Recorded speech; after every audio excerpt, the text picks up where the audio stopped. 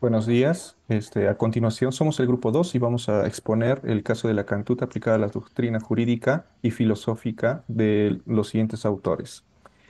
Vamos a hablar sobre el caso de la cantuta. El caso de la cantuta fue un caso de masacre de estudiantes y un docente en la Universidad Enrique Guzmán en el año 92, el cual no se llegó a la verdad sino es hasta el año 2009, en el cual el presidente Alberto Fujimori fue condenado. Bueno, aplicando la doctrina de Sócrates, Sócrates valora lo que es el conocimiento y la sabiduría, el cual da a conocer que la ignorancia y en la búsqueda del conocimiento, ¿no? Dentro de ellos nos da su método, el cual es hacer preguntas y respuestas para llegar al fin de la verdad. Dentro de la doctrina jurídica, Sócrates nos recalca que la ley es algo natural y que debe existir para un orden de la sociedad. También que la ley se debe obediencia y que es necesaria para llegar a la justicia. Dentro de la influencia de filosófica y el derecho, Sócrates ha tenido bastante influencia filosófica en el derecho occidental. Y bueno, aplicado a su método, ha utilizado en lo que es la educación y en la investigación. Sobre el caso de la cantuta, Sócrates nos menciona que a veces obedecer ciegamente a la autoridad nos hace como reflexión de crítica, ya que considera que la verdadera justicia más bien está en la moralidad, a la cual debe guiarse según la razón y la conciencia.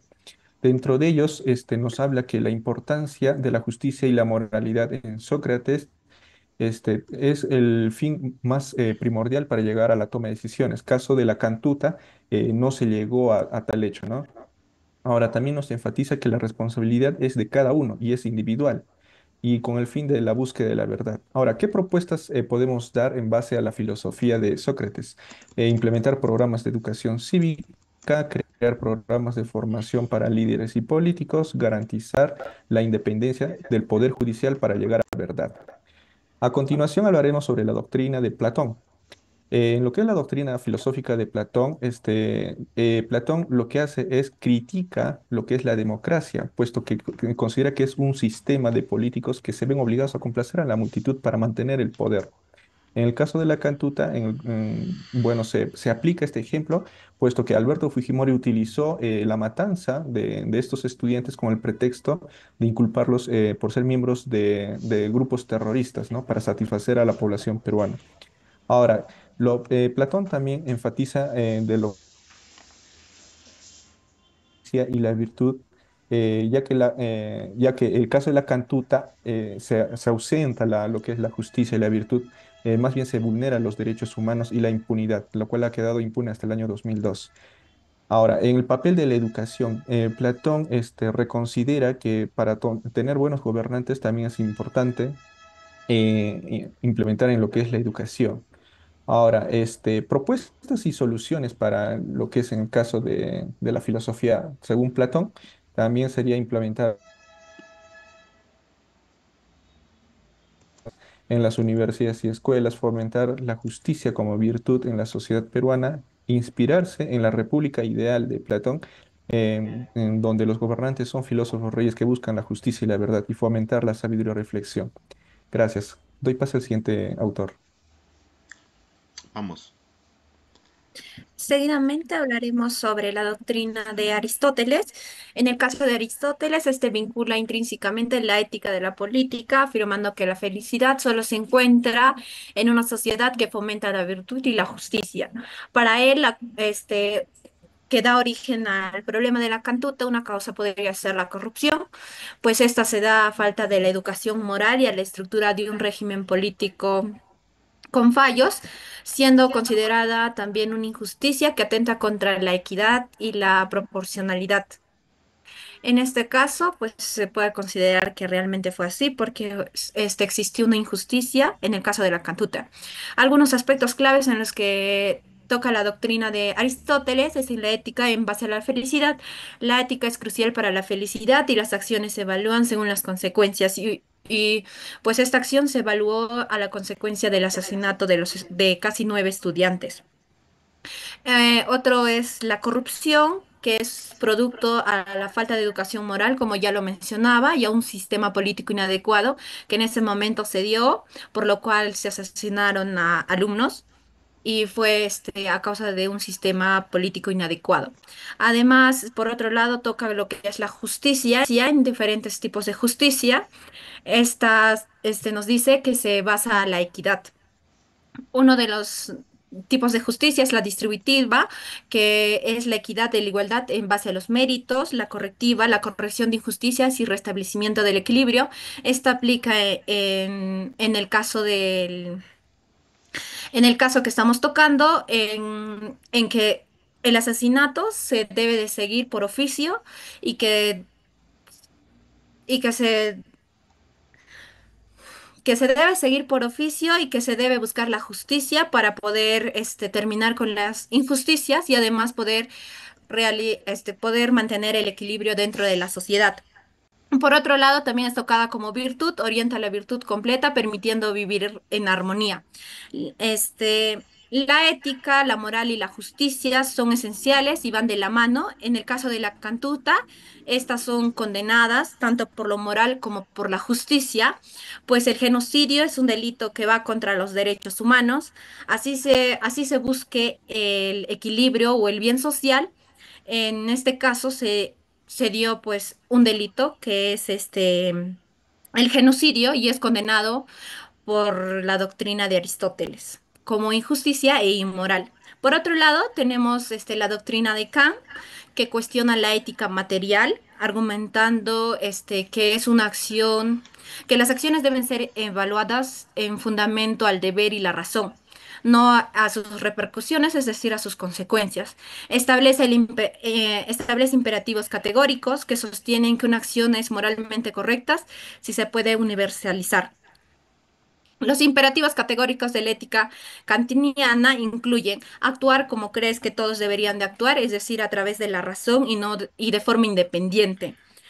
Otro es no usar a los seres humanos como herramientas, esto para respetar la dignidad y los derechos humanos. Es uno de los que se violó porque en el caso de la cantuta, pues no se respetaron los derechos humanos ni la dignidad humana, además de que las personas fueron usadas como herramientas para poder lograr, ¿no? O satisfacer a la población peruana a base de que se dio el terrorismo. Por otro lado, actuar por deber y no por recompensa o beneficio personal. En este caso, como mencionaba, no se actuó por deber, sino por recompensa o beneficio, que el beneficio fue que calmara a la población peruana, porque en ese momento se estaba viviendo el terrorismo, y pues se buscó matar a alumnos o supuestamente a un grupo de terroristas para poder dar estabilidad emocional o estabilidad y equilibrio dentro de la sociedad cuando no debería de ser así. En el análisis, pues Kant sostiene que es inmoral porque los políticos actúan por interés personal, violando los imperativos categóricos. Además, menoscaba que la moral, el derecho y el deber deberían de solucionar este problema. Sin embargo, para solucionar, según la filosofía kantiana, debería de promoverse la transparencia, la justicia y la responsabilidad individual. Para profundizar un poco en el caso de la cantuta con esta doctrina filosófica de Kant, se puede decir que que no se tomó en cuenta los imperativos categóricos de la ética kanteniana, puesto que no se actuó de manera razonable al matar a tantos alumnos. Además, usaron a personas como herramientas para lograr el objetivo, que era la destrucción de los grupos terroristas, y actuaron en base a beneficios personales y beneficios para un grupo de personas, por lo cual esto no se considera ético para la doctrina de Kant y se considera como algo inmoral. Gracias. Perfecto. En conclusión, se combatió el terrorismo con terrorismo. Prácticamente eso es lo que es el punto de vista de los tres filósofos que vamos a desarrollar a continuación. Thomas Hobbes, mediante el contrato social, el soberano tiene poder absoluto para garantizar la seguridad y evitar el caos. ¿Esto qué quiere decir traducido a la cantuta? Aunque el contexto de terrorismo puede justificar un poder fuerte, el Estado no cumplió con su deber básico de proteger la vida de los ciudadanos. En el caso de John Luke, el gobierno debe proteger los derechos naturales de vida, libertad y propiedad. Si algo de estos tres componentes o elementos falla, pierde legitimidad el gobierno, definitivamente. Y traducido a la cantuta, la masacre fue una violación directa a los derechos fundamentales de las víctimas, lo que invalidó ya la legitimidad del gobierno. Automáticamente ahí no se pudo eh, vacar porque tenía controlado todos los poderes del Estado, prácticamente estos tres poderes, y capturó las entidades del Estado. Entonces no se pudo vacar, todo estaba comprado, todo estaba corrupto.